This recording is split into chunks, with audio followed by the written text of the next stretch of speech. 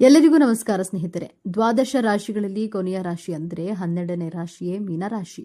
ಉಳಿದ 11 ರಾಶಿಗಳಿಗಿಂತ ವಿಭಿನ್ನವಾದ ವ್ಯಕ್ತಿತ್ವ ಇವರದ್ದು. ಕನಸು ಹಾಗೂ ಪ್ರಣಯದ ಸಂಕೇತವಾದ ಈ ರಾಶಿಯವರು ತಮ್ಮ ಸೃಜನಶೀಲತೆಗೆ ಹೆಸರುವಾಸಿ. ಅನೇಕರು ಉದಾರತೆ ಹಾಗೂ ಸಹಾನುಭೂತಿ ಉಳ್ಳವರು. ಮೀನರಾಶಿಯವರು ನಿಸ್ವಾರ್ಥಿಗಳು, ಆದರೆ ಇತರರಿಗೆ ಇವರು ನಿಷ್ಠುರರಾಗಿ ಕಾಣಬಹುದು. ಇವರ ವ್ಯಕ್ತಿತ್ವ, ಒಳ್ಳೆಯ ಗುಣಗಳು ಹಾಗೂ ಕೆಟ್ಟ ಗುಣಗಳ ಕುರಿತಾದ ಮಾಹಿತಿ ಜೊತೆಗೆ ಮೀನರಾಶಿ ನಕ್ಷತ್ರ ಆಧಾರಿತ ಜನ್ಮ ರಹಸ್ಯದ ಬಗ್ಗೆ ಈ ವಿಡಿಯೋದಲ್ಲಿ ತಿಳಿಸಿಕೊಡಲಿದ್ದೇನೆ. ಅದಕ್ಕೂ ಮುಂಚೆ ನೀವು ನಮ್ಮ ಚಾನೆಲ್ಗೆ ಸಬ್ಸ್ಕ್ರೈಬ್ ಆಗಿಲ್ಲ ಅಂದ್ರೆ ಈಗಲೇ ಸಬ್ಸ್ಕ್ರೈಬ್ ಆಗಿ, ಹಾಗೆ ವಿಡಿಯೋಗೆ ಲೈಕ್ ಮಾಡಿ, ವಿಡಿಯೋವನ್ನು ಸ್ಕಿಪ್ ಮಾಡದೆ ಕೊನೆ ತನಕ ನೋಡಿ. 2 ಮೀನುಗಳು ವಿರುದ್ಧ ದಿಕ್ಕಿನಲ್ಲಿ ಚಲಿಸುವ ಸಂಕೇತವಿರುವಂತಹ ಈ ರಾಶಿಯವರು ಉಭಯ ಸ್ವಭಾವದವರು. ಕೆಲವೊಮ್ಮೆ ಇವರು ಅಪಾಯಕಾರಿಯಂತೆ ವರ್ತಿಸಬಹುದು, ಕೆಲವೊಮ್ಮೆ ಮೃದು ಸ್ವಭಾವದವರಂತೆ ಕಾಣ್ತಾರೆ. ಇವರು ಉತ್ತಮ ಪ್ರತಿಭಾವಂತರು ಹಾಗೂ ವಿವಿಧ ಪರಿಸರಗಳಿಗೆ ಸುಲಭವಾಗಿ ಹೊಂದಿಕೊಳ್ಳುವಂತಹ ಸಾಮರ್ಥ್ಯವನ್ನು ಹೊಂದಿದ್ದಾರೆ. ಇವರು ಇತರರಿಗೂ ತಮ್ಮ ಜ್ಞಾನವನ್ನು ಕಲಿಸಿಕೊಡ್ತಾರೆ, ಇತರರ ಇಚ್ಛೆಗಳಿಗೆ ಅವಕಾಶವನ್ನು ನೀಡ್ತಾರೆ. ಇವರೊಳಗಿನ ಆಳವಾದ ಸಾಮರ್ಥ್ಯವು ಬಹಳ ಸ್ವತಂತ್ರವಾಗಿರುತ್ತೆ. ಇವರ ಮುಖ್ಯ ಲಕ್ಷಣವೆಂದರೆ ಕನಸುಗಾರರು. ತಮ್ಮ ಕಲ್ಪನಾ ಲೋಕದಲ್ಲಿ ಜೀವಿಸಲು ಇಷ್ಟಪಡ್ತಾರೆ. ವಾಸ್ತವತೆಗೆ ಇದು ಕೆಲವೊಮ್ಮೆ ದೂರವಿರಬಹುದು. ಇವರು ಬಹಳ ಆಕರ್ಷಕ ಸ್ವಭಾವದವರು. ಜನರು ಇವರ ನಕಾರಾತ್ಮಕ ಸ್ವಭಾವವನ್ನ ಬದಿಗೊತ್ತಿ ಸಕಾರಾತ್ಮಕ ಭಾವನೆಗಳನ್ನು ಇಷ್ಟಪಡ್ತಾರೆ. ಇವರು ತುಂಬಾ ರೊಮ್ಯಾಂಟಿಕ್ ಸ್ವಭಾವದವರು. ವಿವಾದಗಳನ್ನು ತಪ್ಪಿಸಿ ವಾಸ್ತವದ ಕಹಿ ಸತ್ಯಗಳನ್ನು ಎದುರಿಸುವಾಗ ಖಿನ್ನರಾಗಿರ್ತಾರೆ, ಹಾಗೆಯೇ ದುರ್ಬಲರಾಗಿರ್ತಾರೆ.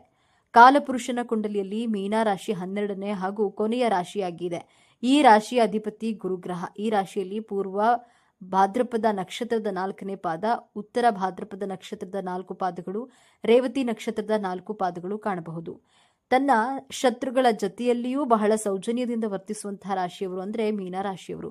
ಧಾರ್ಮಿಕ, ಆಧ್ಯಾತ್ಮಿಕ ನಂಬಿಕೆ ಇಟ್ಕೊಂಡಿರ್ತಾರೆ. ನಿಮ್ಮ ಸ್ನೇಹಿತರಿಗೆ, ಕುಟುಂಬದವರಿಗೆ ಬಹಳ ವಿನಮ್ರತೆಯಿಂದ ನಿಸ್ವಾರ್ಥ ಸೇವೆ ಮಾಡುವವರು. ಅತಿಥಿ ಸತ್ಕಾರವನ್ನು ಮಾಡುವಂತಹ ಗುಣದವರು. ತನಗೆ ಕೇಡು ಬಯಸುವವರಿಗೂ ಮನಸ್ಸಿನಲ್ಲಿಯೂ ಕೇಡನ್ನ ಬಯಸದೇ ಇರುವಂತಹ ಸಾತ್ವಿಕ ಗುಣದವರು. ಸಾಮಾಜಿಕ ನಿಯಮಗಳನ್ನ, ಕಟ್ಟುಪಾಡುಗಳನ್ನ, ಸಂಪ್ರದಾಯಗಳನ್ನ ಚಾಚು ತಪ್ಪದೆ ಪಾಲಿಸುವವರು. ಬಹಳ ಸೌಜನ್ಯವಂತರು. ಪರಮಾತ್ಮನಲ್ಲಿ ನಂಬಿಕೆಯನ್ನ ಇಟ್ಟಿರುವವರು. ಜೀವನದ ಅತ್ಯಂತ ಕೆಟ್ಟ ಸಂದರ್ಭದಲ್ಲಿಯೂ ಯಾವ ವ್ಯಕ್ತಿಯೂ ನಮ್ಮ ಜೊತೆ ಇರೋದಿಲ್ಲ, ಆದರೆ ದೈವ ಮಾತ್ರ ನಮ್ಮ ಕಷ್ಟ ಸುಖ ಎರಡೂ ಸಂದರ್ಭದಲ್ಲಿಯೂ ನಮ್ಮ ಕೈ ಹಿಡಿದು ಕಾಪಾಡುವರು ಎಂಬ ನಂಬಿಕೆಯಿಂದ ದೇವರನ್ನ ಆತ್ಮದಿಂದ ಉಪಾಸನೆ, ಆರಾಧನೆಯನ್ನ ಮಾಡುವವರು. ಯಾರೇ ಸಹಾಯ ಕೇಳಿದ್ರೂ ಇಲ್ಲ ಅನ್ನದೇ ತನ್ನ ಕೈಯಲ್ಲಾದಷ್ಟು ಸಹಾಯವನ್ನ ಮಾಡುವವರು. ಸಾಹಿತ್ಯ, ಸಂಗೀತ, ಕಲೆಯಲ್ಲಿ ವಿಶೇಷ ಜ್ಞಾನವುಳ್ಳವರು. ಆದ್ದರಿಂದ ಹೆಚ್ಚಿನ ಸಾಹಿತಿಗಳು ಈ ಮೀನರಾಶಿಯಲ್ಲಿಯೇ ಜನಿಸಿರ್ತಾರೆ. ಮೀನರಾಶಿಯವರು ಬಹಳ ಬುದ್ಧಿವಂತರು. ಹೊಸ ವಿಚಾರಗಳನ್ನ ಆವಿಷ್ಕಾರ ಮಾಡೋದ್ರಿಂದ ಎಲ್ಲರೂ ನಿಮ್ಮ ಪ್ರಭಾವಕ್ಕೆ ಒಳಗಾಗ್ತಾರೆ. ಎಲ್ಲರ ಜೊತೆಯಲ್ಲೂ ಬಹಳ ಪ್ರೀತಿ, ವಿಶ್ವಾಸದಿಂದ ಇರ್ತಾರೆ.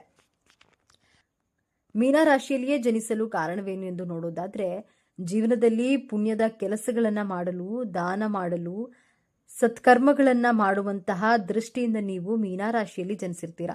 ನಾನು ಎಲ್ಲರಿಗೋಸ್ಕರ ಸಹಾಯ ಮಾಡ್ತೇನೆ, ಆದರೆ ನನಗೋಸ್ಕರ ಯಾರೂ ಸಹಾಯವನ್ನ ಮಾಡೋದಿಲ್ಲ ಎಂಬ ಕೊರಗು ನಿಮ್ಮ ಮನಸ್ಸಿನಲ್ಲಿರುತ್ತೆ. ಮೀನರಾಶಿ ಪ್ರಾಕೃತಿಕ ಕುಂಡಲಿಯ ಲಾಭ ಸ್ಥಾನದ ನಂತರ ಬರುವಂತಹ ರಾಶಿ. ಈ ರಾಶಿಯಲ್ಲಿ ನೀವು ಜನಿಸಿದ್ದೀರಾ ಅಂದ್ರೆ ನಿಮ್ಮ ಹಿಂದಿನ ಜನ್ಮದಲ್ಲಿ ನೀವು ಉತ್ತಮ ಲಾಭಗಳನ್ನ ಗಳಿಸಿರ್ತೀರಾ. ಆದ್ರೆ ಆ ಲಾಭದಲ್ಲಿ ನೀವು ದಾನ ಮಾಡಿರದ ಕಾರಣ ಧಾರ್ಮಿಕ ಯಾತ್ರೆಗಳನ್ನ ಮಾಡಿರೋದಿಲ್ಲ. ನಿಮ್ಮ ಕರ್ತವ್ಯಗಳಿಂದ, ನಿಮ್ಮ ಜವಾಬ್ದಾರಿಗಳಿಂದ ನುಲುಚಿಕೊಂಡಿರೋದ್ರಿಂದ ಈ ಜನ್ಮದಲ್ಲಿ ಮೀನರಾಶಿಯಲ್ಲಿ ಜನಿಸಿ ದಾನ, ಧರ್ಮ, ಸಹಾಯ, ಧಾರ್ಮಿಕ ಯಾತ್ರೆಗಳನ್ನ ಮಾಡ್ತೀರಾ. ಈ ಜನ್ಮದ ಉತ್ತಮ ಕರ್ಮಗಳನ್ನ ಮುಂದಿನ ಜನ್ಮಕ್ಕೆ ಕೊಂಡೊಯ್ತೀರಾ. ಪೂರ್ವ ಜನ್ಮದ ಕರ್ಮ ಫಲದಿಂದ ಈ ಜನ್ಮದಲ್ಲಿ ರಾಶಿ ಹಾಗೂ ನಕ್ಷತ್ರಗಳು ಶರೀರ ಲಭ್ಯವಾಗಿರುತ್ತದೆ. ಮೃತ್ಯು ಎಂದರೇನು? ಮೃತ್ಯು ಕೇವಲ ಒಂದು ಶರೀರವನ್ನ ಬದಲಾವಣೆ ಮಾಡುವಂತಹ ಪ್ರಕ್ರಿಯೆಯಾಗಿದೆ. ಒಂದು ವಸ್ತುವನ್ನ ಸತತವಾಗಿ ಉಪಯೋಗಿಸಿದಾಗ ಆ ವಸ್ತುವಿನ ಸಾಮರ್ಥ್ಯ ಕ್ಷೀಣಿಸುತ್ತದೆ. ಅದೇ ರೀತಿ ನಮ್ಮ ಶರೀರದ ಸಾಮರ್ಥ್ಯ ಕ್ಷೀಣಿಸಿದಾಗ ಆ ಆತ್ಮದ ಕರ್ಮಗಳು ಅಪೂರ್ಣಗೊಳ್ಳೋದ್ರಿಂದ ಆ ಆತ್ಮ ತನ್ನ ಅಪೂರ್ಣ ಕರ್ಮಗಳನ್ನ ಈಡೇರಿಸಿಕೊಳ್ಳಲು ಹೊಸ ಶರೀರವನ್ನ ಧಾರಣೆ ಮಾಡಿಕೊಂಡು ತನ್ನ ಇಂದಿನ ಜನ್ಮದ ಅಪೂರ್ವ ಕರ್ಮಗಳನ್ನ, ಜವಾಬ್ದಾರಿಗಳನ್ನ ಮುಂದಿನ ಜನ್ಮದಲ್ಲಿ ಈಡೇರಿಸಿಕೊಳ್ಳುತ್ತದೆ. ನಕ್ಷತ್ರದ ಆಧಾರದ ಮೇಲೆ ನೋಡೋಣ. ಪೂರ್ವ ಭಾದ್ರಪದ ನಕ್ಷತ್ರ, ಉತ್ತರ ಭಾದ್ರಪದ ನಕ್ಷತ್ರ, ರೇವತಿ ನಕ್ಷತ್ರ, ಈ 3 ನಕ್ಷತ್ರಗಳು ಮೀನರಾಶಿಯಲ್ಲಿ ಕಾಣಬಹುದು. ನಕ್ಷತ್ರದ ಆಧಾರದ ಮೇಲೆ ನಿಮ್ಮ ಗುಣ ಸ್ವಭಾವವನ್ನ ಬದಲಾಗಿರುತ್ತದೆ. ಪೂರ್ವ ಭಾದ್ರಪದ ನಕ್ಷತ್ರದ 4ನೇ ಪಾದ ಮೀನರಾಶಿಯಲ್ಲಿ ಕಾಣಬಹುದು. ಈ ನಕ್ಷತ್ರದ ಅಧಿಪತಿ ಗುರುಗ್ರಹ.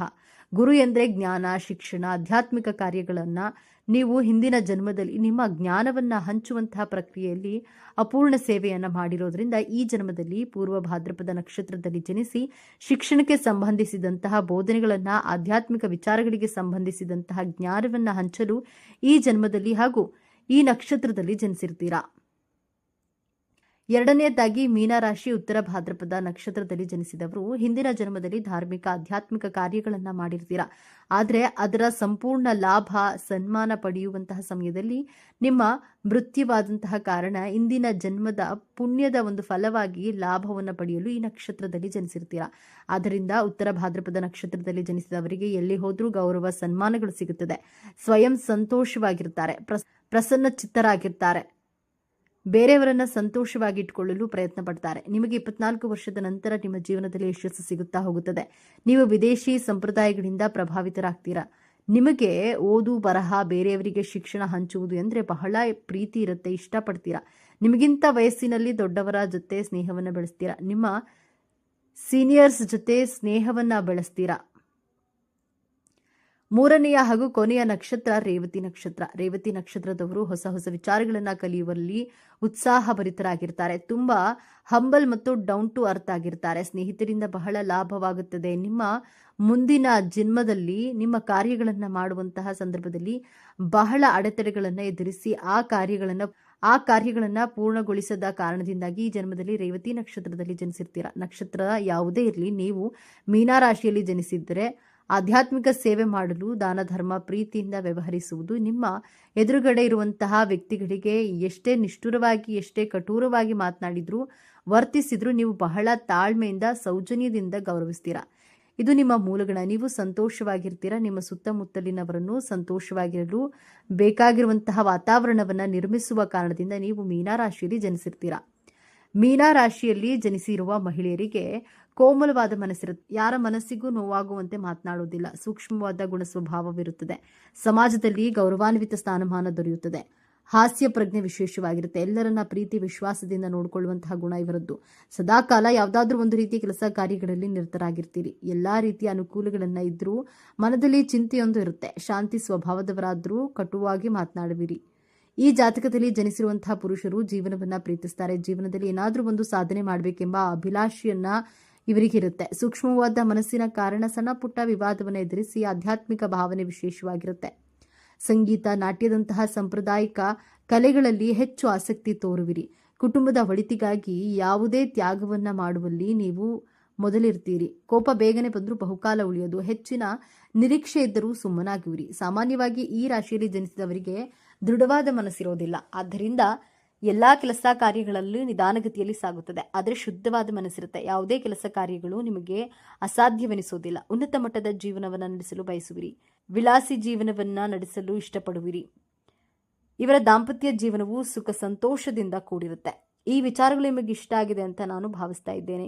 ಮೀನರಾಶಿಯವರಿಗೆ ದೇವರು ಕೊಟ್ಟಿರುವಂತಹ ಅದೃಷ್ಟ ಹಾಗೂ ಶಕ್ತಿಯುತವಾದ ವರ ಯಾವುದು ಎನ್ನುವುದರ ಬಗ್ಗೆ ನೋಡೋದಾದ್ರೆ, ಮೀನರಾಶಿಯವರಿಗೆ ಯಾವೆಲ್ಲ ಸ್ವಭಾವ ಇರುತ್ತದೆ, ಮೀನರಾಶಿಯವರ ಮುಂದಿನ ಜೀವನವನ್ನ ಹೇಗೆಲ್ಲ ನಡೆಸ್ತಾರೆ, ಮೀನರಾಶಿಯವರಿಗೆ ಹಣಕಾಸಿನ ವಿಚಾರದಲ್ಲಿ ಹೇಗೆಲ್ಲ ಅನುಕೂಲತೆಗಳು ಇರುತ್ತವೆ, ಮೀನರಾಶಿಯವರ ನಡತೆ ಹಾಗೂ ಸ್ವಭಾವ ಹೇಗಿರುತ್ತದೆ, ಮೀನರಾಶಿಯವರಿಗೆ ವಿದ್ಯಾಭ್ಯಾಸದ ಕುರಿತು ಮುಂದಿನ ಜೀವನ ಹೇಗಿರುತ್ತದೆ, ಮೀನರಾಶಿಯವರು ಇವರ ಕುಟುಂಬವನ್ನ ಹೇಗೆಲ್ಲ ನಿಭಾಯಿಸ್ತಾರೆ, ಈ ಎಲ್ಲಾ ವಿಚಾರಗಳ ಬಗ್ಗೆ ಈ ವಿಡಿಯೋದಲ್ಲಿ ಮೀನರಾಶಿಯವರ ಸಂಪೂರ್ಣ ಮಾಹಿತಿಯನ್ನ ತಿಳಿಯೋಣ. ಅದಕ್ಕೂ ಮುಂಚೆ ನೀವೇನಾದರೂ ದೇವರು ಮತ್ತು ಜ್ಯೋತಿಷ್ಯ ಶಾಸ್ತ್ರವನ್ನ ನಂಬೋದಾದ್ರೆ ಈ ವಿಡಿಯೋಗೆ ಈಗಲೇ ಲೈಕ್ ಮಾಡಿ ಮತ್ತು ತಪ್ಪದೆ ನಮ್ಮ ಚಾನಲ್ಗೆ ಸಬ್ಸ್ಕ್ರೈಬ್ ಮಾಡಿಕೊಳ್ಳಿ. ಹೌದು ಸ್ನೇಹಿತರೆ, ಮೀನರಾಶಿಯವರಿಗೆ ದೇವರು ಕೊಟ್ಟಿರುವಂತಹ ಅದೃಷ್ಟ ಹಾಗೂ ಶಕ್ತಿಯುತವಾದ ವರಗಳು ಯಾವುದೆಂದು ನೋಡೋಣ. ಮೀನರಾಶಿಯವರು ಯಾವಾಗಲೂ ಕೂಡ ಓಡಾಡಿಕೊಂಡೇ ಇರ್ತಾರೆ. ಯಾವ ರೀತಿ ಅಂದ್ರೆ, ನೀರಿನಲ್ಲಿ ಮೀನಿನ ಹೆಜ್ಜೆಯನ್ನ ಹೇಗೆ ಕಂಡು ಹಿಡಿಯೋಕೆ ಆಗಲ್ವೋ ಅದೇ ರೀತಿಯಾಗಿ ಮೀನರಾಶಿಯವರು ಎಲ್ಲೆಲ್ಲಿ ಸುತ್ತುತ್ತಾರೋ ಎನ್ನುವುದನ್ನ ಸಹ ಕಂಡು ಹಿಡಿಯಲು ಸಾಧ್ಯವಿಲ್ಲ. ಆ ರೀತಿಯಾಗಿ ಒಂದು ಕಡೆಯಿಂದ ಇನ್ನೊಂದು ಕಡೆ, ಇನ್ನೊಂದು ಕಡೆಯಿಂದ ಮತ್ತೊಂದು ಕಡೆ, ಮತ್ತೊಂದು ಕಡೆಯಿಂದ ಮಗದೊಂದು ಕಡೆ, ಹೀಗೆ ಸುತ್ತುವುದೇ ಇವರಿಗೆ ಹವ್ಯಾಸವಾಗಿರುತ್ತದೆ ಎಂದೇ ಹೇಳಲಾಗುತ್ತೆ. ಮೀನರಾಶಿಯವರು ಒಂದು ಕಡೆ ಯಾವುದೇ ಕಾರಣಕ್ಕೂ ಸಹ ಕೂರೋದಿಲ್ಲ. ನೀರಿನಲ್ಲಿ ಮೀನು ಹೇಗೆಲ್ಲ ಓಡಾಡುತ್ತದೆಯೋ ಅದೇ ರೀತಿಯಾಗಿ ಇವರು ಸಹ ತುಂಬಾನೇ ಓಡಾಡಿಕೊಂಡೇ ಇರ್ತಾರೆ. ಮೀನರಾಶಿಯವರಿಗೆ ಬುದ್ಧಿ ಎನ್ನುವುದು ಸ್ವಲ್ಪ ಜಾಸ್ತಿಯೇ ಇರುತ್ತದೆ. ಮೀನರಾಶಿಯವರು ಟ್ಯಾಲೆಂಟ್ ಜೊತೆಗೆ ಇಂಟೆಲಿಜೆಂಟ್ ಸಹ ಆಗಿರ್ತಾರೆ. ಹಾಗೆಯೇ ಇವರಿಗೆ ಜನರಲ್ ನಾಲೆಡ್ಜ್ ಅನ್ನೋದು ತುಂಬಾನೇ ಜಾಸ್ತಿ ಇರುತ್ತೆ. ಬೇರೆ ರಾಶಿಯವರಿಗೆ ಹೋಲಿಸಿಕೊಂಡ್ರೆ ಈ ಮೀನರಾಶಿಯವರು ನೋಡಲು ತುಂಬಾ ಸೈಲೆಂಟ್ ಆಗಿರ್ತಾರೆ. ಆದರೆ ಇವರಿಗೆ ಬುದ್ಧಿಶಕ್ತಿ ಅನ್ನೋದು ಸ್ವಲ್ಪ ಜಾಸ್ತಿಯೇ ಆಗಿರುತ್ತದೆ. ಮೀನರಾಶಿಯವರು ಎಷ್ಟು ಸೈಲೆಂಟ್ ಆಗಿರ್ತಾರೆ ಅಂದ್ರೆ ಅವರಿಗೆ ಏನು ಗೊತ್ತೇ ಇಲ್ವೇನೋ, ಇವರು ಏನನ್ನೂ ಸಹ ತಿಳಿದುಕೊಂಡಿಲ್ವೇನೋ ಅನ್ನೋ ತರ ಇರ್ತಾರೆ. ಆದರೆ ಮೀನರಾಶಿಯವರ ಟ್ಯಾಲೆಂಟ್ ಏನು ಅನ್ನೋದು ಇವರನ್ನ ಅರ್ಥ ಮಾಡ್ಕೊಂಡವರಿಗೆ ಮಾತ್ರ ಗೊತ್ತಿರುತ್ತೆ. ಅಷ್ಟು ಜ್ಞಾನವಂತರು ಈ ಮೀನರಾಶಿಯವರು. ಇನ್ನು ಮೀನರಾಶಿಯಲ್ಲಿ ಹುಟ್ಟಿದವರು ತುಂಬಾನೇ ಅದೃಷ್ಟವಂತರು ಎಂದೇ ಹೇಳಬಹುದು. ಇವರಂತಹ 12 ರಾಶಿಗಳಲ್ಲಿ ಈ ಒಂದು ಮೀನರಾಶಿಯವರು ಬಹಳ ಅದ್ಭುತವಂತರು. ಯಾಕಂದ್ರೆ ಇವರು ಜಾಸ್ತಿ ಮಾತನಾಡೋದಿಲ್ಲ, ಎಷ್ಟು ಬೇಕೋ ಅಷ್ಟೇ ಮಾತನಾಡ್ತಾರೆ. ಹಾಗೆಯೇ ಅತ್ಯಂತ ಬುದ್ಧಿಶಕ್ತಿ ಹಾಗೂ ಜ್ಞಾನವಂತರಾಗಿರ್ತಾರೆ. ಅದೇ ತಾನೇ ಮನುಷ್ಯನಿಗೆ ಮುಖ್ಯವಾಗಿ ಬೇಕಾಗಿರೋದು. ಸೈಲೆಂಟ್ ಆಗಿಯೇ ಇದ್ದು ಸಕ್ಸಸ್ ಕಾಣುವಂಥದ್ದು. ಇದೇ ರೀತಿಯಾಗಿ ಮೀನರಾಶಿಯವರು ಇರುವಂಥದ್ದು. ಯಾವುದೇ ಜಗಳಕ್ಕೆ ಹೋಗೋದಿಲ್ಲ, ಯಾವುದೇ ರೀತಿಯಾದಂತಹ ಭಿನ್ನಾಭಿಪ್ರಾಯ ಮಾಡಿಕೊಳ್ಳಲ್ಲ, ಯಾರಿಗೂ ಸಹ ಕೆಟ್ಟದನ್ನ ಬಯಸೋದಿಲ್ಲ. ಪ್ರತಿಯೊಬ್ಬರಿಗೂ ಇವರೇ ಒಳ್ಳೆಯದನ್ನ ಮಾಡಿಕೊಂಡು ಬರುವಂತಹ ಗುಣ ಇವರದ್ದಾಗಿರುತ್ತೆ. ಹಾಗೆಯೇ ಇವರ ಜೀವನದಲ್ಲಿ ಓಡಾಡಿಕೊಂಡು ಕಷ್ಟಪಟ್ಟು ಇವರ ಜೀವನವನ್ನ ಇವರೇ ಉದ್ಧಾರ ಮಾಡಿಕೊಳ್ಳುವುದರ ಕಡೆ ತುಂಬಾನೇ ಗಮನವನ್ನ ಕೊಡ್ತಾರೆ ಎಂದೇ ಹೇಳಬಹುದು. ಹಾಗಾಗಿ ಮೀನರಾಶಿಯಲ್ಲಿ ಹುಟ್ಟಿರುವಂತಹವರು ತುಂಬಾನೇ ಅದೃಷ್ಟವಂತರಾಗಿರ್ತಾರೆ. ಇನ್ನು ಮೀನರಾಶಿಯವರಿಗೆ ಎಲ್ಲಾ ರೀತಿಯಾದಂತಹ ಯೋಗಗಳು ಭೋಗಗಳು ಅನ್ನೋದು ಸಿಕ್ಕೇ ಸಿಗುತ್ತೆ. ಅದಕ್ಕಾಗಿಯೇ ಇವರನ್ನ ಅದೃಷ್ಟವಂತರು ಎಂದೇ ಹೇಳಬಹುದು. ಎಲ್ಲಾ ರೀತಿಯ ಯೋಗಗಳು ಅಂದ್ರೆ ಇವರು ಕೆಲಸ ಮಾಡೋದ್ರಲ್ಲಿ ಲಾಭ ಆಗುತ್ತದೆ, ಜೀವನದಲ್ಲಿ ನೆಮ್ಮದಿ ಇರುತ್ತೆ, ಹಾಗೆ ಕಷ್ಟ ಸುಖ ಇರುತ್ತದೆ. ಇದರ ಜೊತೆಗೆ ಎಲ್ಲಾ ರೀತಿಯಾದಂತಹ ಯೋಗ ಅನ್ನೋದನ್ನ ಈ ರಾಶಿಯವರು ನೋಡಿರ್ತಾರೆ. ಇನ್ನು ದಾಂಪತ್ಯ ಜೀವನ ಅನ್ನೋದು ಈ ರಾಶಿಯವರಿಗೆ ತುಂಬಾನೇ ಚೆನ್ನಾಗಿರುತ್ತದೆ. ಗಂಡ ಹೆಂಡತಿ ಆಗಿರಬಹುದು, ಕುಟುಂಬ ಜೀವನ ಆಗಿರಬಹುದು, ತಂದೆ ತಾಯಿ ಆಗಿರಬಹುದು. ಇವರ ತಾಳ್ಮೆಯೇ ಇವರ ಕುಟುಂಬದಲ್ಲಿ ಯಾವುದೇ ರೀತಿಯಾದಂತಹ ಜಗಳಗಳು ಹಾಗೂ ತೊಂದರೆಗಳನ್ನ ಬಾರದೇ ಇರೋ ರೀತಿಯಲ್ಲಿ ನೋಡಿಕೊಳ್ತಾರೆ. ಇವರ ತಾಳ್ಮೆಯೇ ಕಾಪಾಡುತ್ತದೆ. ಹಾಗಾಗಿ ಗಂಡ ಹೆಂಡತಿ ನಡುವೆ ಸಾಮರಸ್ಯ ಅನ್ನೋದು ಚೆನ್ನಾಗಿರುತ್ತೆ. ಯಾವಾಗ್ಲೂ ಗುದ್ದಾಟ ಮಾಡೋದು, ಜಗಳ ಆಡೋದು ಈ ತರ ಏನೂ ಇರೋದಿಲ್ಲ. ಒಂದು ವೇಳೆ ಜಗಳ ಏನಾದ್ರೂ ಆಡಿದ್ರೆ ಗಂಡ ಹೆಂಡತಿ ಇವರಲ್ಲಿ ಮೀನರಾಶಿಯವರೇ ಅಡ್ಜಸ್ಟ್ ಮಾಡ್ಕೊಂಡು ಹೋಗ್ತಾರೆ. ಯಾಕಂದ್ರೆ ಅವರು ಜ್ಞಾನವಂತರಾಗಿರೋದ್ರಿಂದ ಸಂಸಾರವನ್ನ ಚೆನ್ನಾಗಿ ನಡೆಸ್ಕೊಂಡು ಹೋಗ್ತಾರೆ. ಈ ರಾಶಿಯವರು ಯಾವ ಕಡೆ ಫೋಕಸ್ ಮಾಡಿದ್ರೆ ಒಳ್ಳೆಯದಾಗುತ್ತೆ, ನಾವು ಯಾವ ಕಡೆ ಟೈಮ್ ಸ್ಪೆಂಡ್ ಮಾಡಿದ್ರೆ ಲಾಭವಾಗುತ್ತೆ, ಸುಮ್ಮನೆ ಜಗಳ ಆಡ್ಕೊಂಡು ನಿಂತ್ಕೊಂಡ್ರೆ ಅದರಿಂದ ಏನಾದ್ರೂ ಒಳ್ಳೇದಾಗ್ತಾ ಇದೆಯಾ ಅಂತ ಹೇಳಿ ಅವರು ಯೋಚನೆಯನ್ನ ಮಾಡ್ತಾರೆ. ಮೀನರಾಶಿಯವರ ದಾಂಪತ್ಯ ಜೀವನ ಸಹ ತುಂಬಾನೇ ಚೆನ್ನಾಗಿರುತ್ತೆ. ಕುಟುಂಬ ಜೀವನ ನಿರ್ವಹಣೆಯೂ ಸಹ ತುಂಬಾನೇ ಚೆನ್ನಾಗಿರುತ್ತೆ. ಹಾಗೆಯೇ ಈ ಮೀನರಾಶಿಯವರು ಧರ್ಮಶಾಸ್ತ್ರ ಅನ್ನೋದನ್ನ ಜಾಸ್ತಿ ಪಾಲನೆ ಮಾಡ್ತಾರೆ. ಧರ್ಮಶಾಸ್ತ್ರ ಅಂದ್ರೆ ಧರ್ಮಕ್ಕೆ ಬೆಲೆ ಕೊಡುವುದು. ನನ್ನ ಧರ್ಮಕ್ಕೆ ನಾನು ಏನಾದ್ರೂ ಒಳ್ಳೆಯದನ್ನ ಮಾಡಬೇಕು, ನಾನು ಯಾರೊಬ್ಬರಿಗೂ ಸಹ ಕೆಟ್ಟದನ್ನ ಬಯಸಬಾರ್ದು, ಶಾಸ್ತ್ರಗಳನ್ನ ಚಾಚು ತಪ್ಪದೆ ಫಾಲೋ ಮಾಡಬೇಕು. ಈಗ ಹಿಂದೆ ಏನಾದ್ರೂ ಹಿರಿಯರು ಒಂದು ಶಾಸ್ತ್ರ ಸಂಪ್ರದಾಯವನ್ನ ಮಾಡಿದ್ರೆ ಅದು ನಮ್ಮ ಒಳ್ಳೆಯದಕ್ಕೆ ಆಗಿರುತ್ತೆ ಎಂದು ಹೇಳಿ ಈ ಮೀನರಾಶಿಯವರು ಶಾಸ್ತ್ರ ಸಂಪ್ರದಾಯ ದಾನ ಧರ್ಮ ಅನ್ನೋದನ್ನ ಅತಿ ಹೆಚ್ಚಾಗಿ ಮಾಡ್ತಾ ಇರ್ತಾರೆ. ಹಾಗಾಗಿ ಈ ರಾಶಿಯವರನ್ನ ಸಮಾಜದಲ್ಲಿ ಉತ್ತಮ ರೀತಿಯಲ್ಲಿ ನೋಡ್ತಾರೆ ಎಂದೇ ಹೇಳಬಹುದು.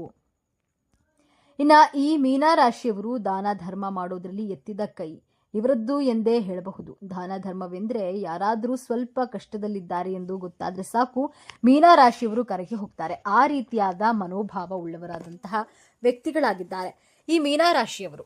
ಯಾರಿಗಾದ್ರೂ ಕಷ್ಟ ಅಂದ್ರೆ ಸಾಕು ಅವರು ಬೇಗ ಮರುಗಿ ಬಿಡ್ತಾರೆ. ಹಾಗೆಯೇ ರಸ್ತೆ ಬದಿಯಲ್ಲಿ ಯಾರಾದ್ರೂ ಅಸಹಾಯಕರ ಇದ್ರೆ ಅವರಿಗೆ ಸಹಾಯವನ್ನ ಸಹ ಮಾಡ್ತಾರೆ. ಅದಕ್ಕೋಸ್ಕರ ಇವರಿಗೆ ಎಲ್ಲಾ ರೀತಿಯಾದಂತಹ ಯೋಗಗಳು ಭೋಗಗಳು ಅನ್ನೋದು ಲಭಿಸುತ್ತದೆ. ಮೀನರಾಶಿಯವರು ಯಾರಿಗಾದ್ರೂ ನಾನು ತೊಂದರೆ ಮಾಡಿದ್ರೆ ಅದರಿಂದ ನನಗೂ ತೊಂದರೆ ಆಗುತ್ತೆ ಎಂದು ಯೋಚನೆ ಮಾಡಿಕೊಂಡು ಅವರ ಜೀವನದಲ್ಲಿ ಅವರು ಸೈಲೆಂಟ್ ಆಗಿರ್ತಾರೆ. ನಮ್ಮಿಂದ ಆದ್ರೆ ಎಲ್ಲರಿಗೂ ಒಳ್ಳೆಯದನ್ನೇ ಮಾಡೋಣ, ಇಲ್ಲವಾದ್ರೆ ಯಾರಿಗೂ ಸಹ ಕೆಟ್ಟದನ್ನ ಮಾಡೋದು ಬೇಡ ಎನ್ನುವ ಹೃದಯ ಇವರದ್ದಾಗಿದೆ. ಈ ಮೀನರಾಶಿಯವರ ಧ್ಯೇಯವಾಗಿರುತ್ತದೆ. ಇನ್ನು ಮೀನರಾಶಿಯವರಿಗೆ ಮನಸ್ಸು ಚಂಚಲತೆ ಅನ್ನೋದು ತುಂಬಾ ಜಾಸ್ತಿ ಇರುತ್ತೆ. ಇವರ ಮನಸ್ಸು ಹೇಗಿರುತ್ತೆ ಅಂದ್ರೆ ಒಂದು ಸಲ ಯೋಚನೆ ಮಾಡೋ ತರ ಇನ್ನೊಂದು ಸಲ ಯೋಚನೆ ಮಾಡಲ್ಲ. ಅಂದ್ರೆ ಇವಾಗ ಇರುವ ಬುದ್ಧಿ ಸ್ವಲ್ಪ ಸಮಯದ ನಂತರ ಇರೋದಿಲ್ಲ. ಈ ಮೀನರಾಶಿಯವರು ಸರಿಯಾಗಿ ಯೋಚನೆ ಮಾಡಿ ನಿರ್ಧಾರ ತೆಗೆದುಕೊಳ್ಳೋದಿಲ್ಲ. ಚಂಚಲತೆ ಅನ್ನೋದು ತುಂಬಾನೇ ಜಾಸ್ತಿ ಇರುತ್ತೆ. ಈ ಮೀನರಾಶಿಯವರು ಯಾವುದೇ ವಿಚಾರದಲ್ಲಿ ನಿರ್ಧಾರವನ್ನ ತೆಗೆದುಕೊಳ್ಳಲು ನಾನು ಈ ರೀತಿಯಾಗಿ ಮಾಡ್ಲಾ ಇಲ್ವೇ ಆ ರೀತಿಯಾಗಿ ಮಾಡ್ಲಾ, ಈ ನಿರ್ಧಾರವನ್ನ ತೆಗೆದುಕೊಳ್ಳ ಬೇಡವಾ ಎನ್ನುವುದನ್ನ ಇವರು ಕರೆಕ್ಟ್ ಆಗಿ ಪರ್ಫೆಕ್ಟ್ ಆಗಿ ಮಾಡಲು ಕಷ್ಟವಾಗುತ್ತದೆ. ಮನಸ್ಸಿನಲ್ಲಿ ಚಂಚಲ ಅನ್ನೋದು ಇವರಿಗೆ ಜಾಸ್ತಿನೇ ಇಟ್ಕೊಂಡಿರೋದ್ರಿಂದ ನಿರ್ಧಾರಗಳನ್ನ ಸ್ವಲ್ಪ ಚಂಚಲತೆಯಿಂದಲೇ ಮಾಡ್ತಾರೆ. ಇನ್ನು ಮೀನರಾಶಿಯವರಿಗೆ ದುಸ್ವಭಾವ ಗುಣ ಜಾಸ್ತಿನೇ ಎಂದೇ ಹೇಳಬಹುದು. ಮೊದಲೇ ಹೇಳಿದಂತೆ ಒಂದು ಸಲ ಈ ತರ ಯೋಚನೆ ಮಾಡಿದ್ರೆ ಇನ್ನೊಂದು ಸಲ ಇನ್ನೊಂದು ತರ ಯೋಚನೆ ಮಾಡ್ತಾರೆ. ಆ ರೀತಿಯಾಗಿ ಯೋಚನೆ ಮಾಡೋದ್ರಿಂದಾನೇ ಇವರಿಗೆ ಮೈನಸ್ ಪಾಯಿಂಟ್ ಆಗಿರುತ್ತದೆ. ಇವರ ಜೀವನದಲ್ಲಿ ಇವರ ಕುಟುಂಬವನ್ನ ತುಂಬಾ ಚೆನ್ನಾಗಿ ನೋಡ್ಕೊಳ್ತಾರೆ. ಈ ರಾಶಿಯವರು ಕುಟುಂಬದಲ್ಲಿ ಯಾವುದೇ ತರಹದ ಕಲಹಗಳನ್ನ ಮಾಡಿಕೊಳ್ಳಲ್ಲ. ನನ್ನ ಕುಟುಂಬವೇ ನನಗೆ ಮೊದಲು ಎನ್ನುವ ರೀತಿಯಲ್ಲಿ ಕುಟುಂಬಕ್ಕೆ ಪ್ರಿಫರೆನ್ಸ್ ಕೊಡ್ತಾರೆ. ಆ ರೀತಿಯಾಗಿ ಅವರು ಕುಟುಂಬವನ್ನ ನೋಡ್ಕೊಳ್ತಾರೆ. ಯಾವುದೇ ರೀತಿಯಾದಂತಹ ಜಗಳಗಳು ಅನ್ನೋದು ತೀರಾ ಕಡಿಮೆ ಇರುತ್ತೆ. ಜೊತೆಗೆ ಕುಟುಂಬದ ಸದಸ್ಯರನ್ನ ಪ್ರೀತಿಯಿಂದ ಕಾಣ್ತಾರೆ. ಈ ಮೀನರಾಶಿಯವರು ಬೇಗ ಈಸಿಯಾಗಿ ಎಲ್ಲರನ್ನ ನಂಬಿಬಿಡ್ತಾರೆ. ಹಾಗೆ ನಂಬಿ ಅಷ್ಟೇ ಬೇಗ ಮೋಸ ಹೋಗ್ತಾರೆ. ಇವರು ಈಸಿಯಾಗಿ ಪ್ರತಿಯೊಬ್ಬರನ್ನ ಇವರೆಲ್ಲರೂ ನಮ್ಮವರೇ, ಎಲ್ಲರೂ ನನ್ನವರೇ ಎಂದು ತುಂಬಾನೇ ಪ್ರೀತಿಯಿಂದ ನಂಬಿಬಿಡ್ತಾರೆ. ಆದರೆ ಈ ರೀತಿಯಾಗಿ ನಂಬೋದ್ರಿಂದ ಇವರ ಜೀವನದಲ್ಲಿ ಇವರಿಗೆ ನಂಬಿಕೆ ದ್ರೋಹ ಅನ್ನೋದನ್ನ ಇವರ ಜೊತೆಯಲ್ಲೇ ಇದ್ದವರು ಮಾಡ್ತಾರೆ. ಅವರು ಯಾರಾದ್ರೂ ಸರಿ ಅಥವಾ ಇವರಿಗೆ ಯಾರೇ ಸಿಗಲಿ ಅವರನ್ನ ನಂಬಿಬಿಡ್ತಾರೆ. ಮೀನರಾಶಿಯವರನ್ನ ಯಾರಾದ್ರೂ ಏನಾದ್ರೂ ಚೆನ್ನಾಗಿ ಮಾತನಾಡಿಸಿದ್ರೆ ಸಾಕು, ಅವರನ್ನ ವೇಗವಾಗಿ ನಂಬಿಬಿಡ್ತಾರೆ. ಹಾಗೆಯೇ ನಂಬಿಸಿದ ವ್ಯಕ್ತಿ ಇವರಿಗೆ ನಂಬಿಕೆ ದ್ರೋಹ, ಮೋಸ, ವಂಚನೆ ಈ ಎಲ್ಲವನ್ನ ಸಹ ಮಾಡಿ ಹೊರಟು ಹೋಗ್ತಾರೆ. ಮೀನರಾಶಿಯವರು ನಿಮ್ಮ ಸ್ನೇಹಿತರ ಜೊತೆ ಸುತ್ತಾಡೋದನ್ನ ಜಾಸ್ತಿ ಮಾಡ್ತಾರೆ. ಅಂದ್ರೆ ನಿನ್ನ ಕಾಲಿನಲ್ಲಿ ಚಕ್ರ ಏನಾದ್ರೂ ಇದೆಯಾ ಎಂದು ಕೇಳ್ತಾರಲ್ಲ, ಆ ರೀತಿಯಾಗಿ ಸುತ್ತಾರೆ. ಮೀನರಾಶಿಯವರು ಮೊದಲೇ ಓಡಾಟ ಮಾಡೋದು ತುಂಬಾ ಜಾಸ್ತಿ ಇರೋದ್ರಿಂದ ಅವರ ಕೆಲಸಗಳನ್ನ ಬಿಟ್ಟು ಫ್ರೆಂಡ್ಸ್ಗಳ ಜೊತೆ ಜಾಸ್ತಿ ಸುತ್ತಾಡೋದನ್ನ ಮಾಡ್ತಾರೆ. ಅಷ್ಟು ಹೃದಯವಂತರು. ಮೀನರಾಶಿಯವರು ಕುಟುಂಬದವರಿಗೆ ಅಥವಾ ಯಾರಾದ್ರೂ ಪರಿಚಯ ಆದ್ರೆ ಅವರನ್ನ ನಂಬಿಬಿಡ್ತಾರೆ. ಅವರಿಗಾಗಿ ಅತಿ ಹೆಚ್ಚು ಹಣವನ್ನ ಖರ್ಚು ಮಾಡ್ತಾರೆ. ಯಾರಾದ್ರೂ ಹಣದ ಸಹಾಯ ಕೇಳಿದ್ರೆ ಇವರಿಂದ ಎಷ್ಟಾಗುತ್ತೋ ಅಷ್ಟು ಸಹಾಯವನ್ನ ಮಾಡೇ ಮಾಡ್ತಾರೆ. ಈ ರಾಶಿಯವರಿಗೆ ಹಣಕ್ಕಿಂತ ಜನ ಮುಖ್ಯ ಎಂದು ನಂಬ್ತಾರೆ. ಮೀನರಾಶಿಯವರು ಹೆಚ್ಚು ಓಡಾಡ್ತಾರೆ ಅಂದ್ರೆ ಖರ್ಚು ಸಹ ಜಾಸ್ತಿಯೇ ಇರುತ್ತೆ ಅಲ್ವಾ. ಹಾಗಾಗಿ ಈ ಮೀನರಾಶಿಯವರು ತಮ್ಮ ಖರ್ಚುಗಳ ಬಗ್ಗೆ ಸ್ವಲ್ಪ ನಿಯಂತ್ರಣ ಅನ್ನೋದನ್ನ ಇಟ್ಕೊಳ್ಬೇಕು. ಮೀನರಾಶಿಯವರು ಜೀವನದಲ್ಲಿ ಸಾಧನೆ ಮಾಡಲೇಬೇಕು ಎಂದು ಹೋರಾಟ ಮಾಡೋದೇ ಜಾಸ್ತಿ. ಇವರು ಓಡಾಡ್ತಾರೆ ಅಂದ್ರೆ ಇವರು ಸುಮ್ಮನೆ ಖಾಲಿ ಪೋಲಿ ಬಿದ್ದು ಓಡಾಡಲ್ಲ. ಇವರು ತಮ್ಮ ಜೀವನದಲ್ಲಿ ಏನಾದ್ರೂ ಸಾಧನೆ ಮಾಡಲೇಬೇಕು ಅನ್ನುವಂತಹ ಗುರಿಯನ್ನ ಇಟ್ಟುಕೊಂಡಿರ್ತಾರೆ. ಇಷ್ಟಪಟ್ಟು ಕಷ್ಟಪಟ್ಟು ದುಡಿಯಬೇಕು ಎನ್ನುವ ಆಲೋಚನೆ ಇಟ್ಟುಕೊಂಡು ಒಂದು ಸ್ಥಳದಿಂದ ಇನ್ನೊಂದು ಸ್ಥಳಕ್ಕೆ ಹೋಗಿ ಕಷ್ಟಪಟ್ಟು ದುಡಿಯುವ ಮಾರ್ಗವನ್ನ ಕಂಡುಕೊಂಡಿರ್ತಾರೆ. ಈ ಮೀನರಾಶಿಯವರು ತುಂಬಾನೇ ಓಡಾಡೋದು ಮಾಡ್ತಾರೆ. ಹಾಗಾಗಿ ಇವರ ಜೀವನದಲ್ಲಿ ಸಕ್ಸಸ್ ಅನ್ನೋದನ್ನ ಬಹುಬೇಗ ಕಾಣ್ತಾರೆ ಎಂದೇ ಹೇಳಬಹುದು.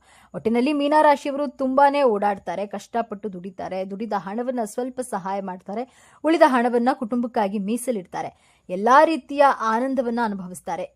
ನಿಜಕ್ಕೂ ನೀವು ಅದೃಷ್ಟವಂತರು ಎಂದೇ ಹೇಳಬಹುದು. ನೋಡಿದ್ರಲ್ಲ ಸ್ನೇಹಿತರೆ, ಮೀನರಾಶಿಯವರಿಗೆ ದೇವರು ಕೊಟ್ಟಿರುವಂತಹ ಅದೃಷ್ಟ ಹಾಗೂ ಶಕ್ತಿಯುತವಾದ ವರಗಳನ್ನ ನೀವು ಮೀನರಾಶಿಯವರಾಗಿದ್ದರೆ ಓಂ ನಮಃ ಶಿವಾಯ ಎಂದು ಬರೆದು ತಪ್ಪದೇ ಕಾಮೆಂಟ್ ಮಾಡಿ. ಸಾಗರದ ಆಳಕ್ಕೆ ತಲುಪಿ ತಮ್ಮದೇ ಆದ ದಾರಿಯನ್ನ ನಿರ್ಮಿಸಿಕೊಳ್ಳುವ, ಪ್ರಪಂಚದ ನೋವನ್ನೆಲ್ಲ ತನ್ನೊಳಗೆ ಇಟ್ಟುಕೊಂಡು ಮುಗುಳ್ನಗುವ, ಮುಖವಾಡ ಧರಿಸುವ, ಶಿಸ್ತಿನ ಸಿಪಾಯಿಯಂತೆ ಕಾಣುವ, ಆದರೆ ಹೃದಯದಲ್ಲಿ ಪ್ರೀತಿಯ ಮಹಾಸಾಗರವನ್ನೇ ಬಚ್ಚಿಟ್ಟುಕೊಂಡಿರುವ ವ್ಯಕ್ತಿಗಳೇ ಮೀನರಾಶಿ. ರಾಶಿ ಚಕ್ರದ ಕೊನೆಯ ಮತ್ತು ಅತ್ಯಂತ ನಿಗೂಢ ರಾಶಿಯಾದ ಮೀನರಾಶಿಯ ಆಳವಾದ ರಹಸ್ಯಗಳನ್ನು ಎಂದು ನಾವೆಂದು ತಿಳಿದುಕೊಳ್ಳೋಣ. ಕಲ್ಪನೆಯ ಸಾಗರದಲ್ಲಿ ಮುಳುಗುವ, ಕನಸುಗಳ ಲೋಕದಲ್ಲಿ ವಿಹರಿಸುವ, ಹೊರಗಿನಿಂದ ನೋಡಲು ಗೊಂದಲಮಯವಾಗಿರುವಂತೆ ಕಂಡರೂ ತಮ್ಮೊಳಗೆ ಜ್ಞಾನದ ಮಹಾಸಾಗರವನ್ನೇ ಬಚ್ಚಿಟ್ಟುಕೊಂಡಿರುವ ರಾಶಿಚಕ್ರದ ಅತ್ಯಂತ ಸೂಕ್ಷ್ಮ ಆಧ್ಯಾತ್ಮಿಕ ಮತ್ತು ದೈವಿಕ ರಾಶಿಯೇ ಮೀನರಾಶಿ. ಸಾಕ್ಷಾತ್ ಪರಶಿವನೇ ಇವರ ಕಷ್ಟದ ಸಮಯದಲ್ಲಿ ಕೈ ಹಿಡಿದು ಮುನ್ನಡೆಸ್ತಾನೆ. ಇವರ ಜೀವನದ ಎಲ್ಲಾ ಅಡೆತಡೆಗಳನ್ನು ನಿವಾರಿಸ್ತಾನೆ. ಯಾವ ವಯಸ್ಸಿಗೆ ಆ ಮಹಾದೇವನ ಕೃಪೆ ದೊರೆಯುತ್ತದೆ ಎಂದು ತಿಳಿಯಲು ತಪ್ಪದೆ ಪೂರ್ತಿ ವಿಡಿಯೋವನ್ನ ನೋಡಿ ಓಂ ನಮಃ ಶಿವಾಯ ಎಂದು ಕಾಮೆಂಟ್ ಮಾಡಿ. ನಮಸ್ಕಾರ ಸ್ನೇಹಿತರೆ, ರಾಶಿ ಚಕ್ರದ ಕೊನೆಯ ಮತ್ತು ಅತ್ಯಂತ ನಿಗೂಢ ರಾಶಿಯಾದ ಮೀನರಾಶಿಯ ಆಳವಾದ ರಹಸ್ಯಗಳನ್ನ ಇಂದು ನಾವು ತಿಳಿದುಕೊಳ್ಳೋಣ. ಮೀನರಾಶಿಯ ಚಿಹ್ನೆ ಪರಸ್ಪರ ವಿರುದ್ಧ ದಿಕ್ಕಿನಲ್ಲಿ ಈಜುತ್ತಿರುವ ಎರಡು ಮೀನುಗಳು. ಇದು ಕೇವಲ ಒಂದು ಚಿಹ್ನೆಯಲ್ಲ, ಇದು ಮೀನರಾಶಿಯವರ ವ್ಯಕ್ತಿತ್ವ ಮತ್ತು ಜೀವನದ ದೊಡ್ಡ ಸತ್ಯದ ಕನ್ನಡಿ.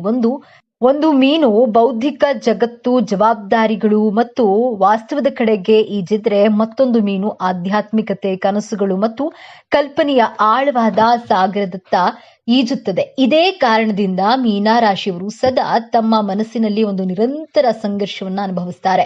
ವಾಸ್ತವ ಮತ್ತು ಕನಸಿನ ನಡುವೆ ತಮ್ಮ ದಾರಿಯನ್ನ ಕಂಡುಕೊಳ್ಳೋದೇ ಅವರ ಜೀವನದ ದೊಡ್ಡ ಪಯಣ. ಈ ರಾಶಿಯ ಅಧಿಪತಿ ದೇವಗುರು ಬೃಹಸ್ಪತಿ ಗುರು ಜ್ಞಾನ, ವಿವೇಕ, ಆಧ್ಯಾತ್ಮಿಕತೆ, ವಿಸ್ತರಣೆ ಮತ್ತು ಅದೃಷ್ಟದ ಕಾರಕ.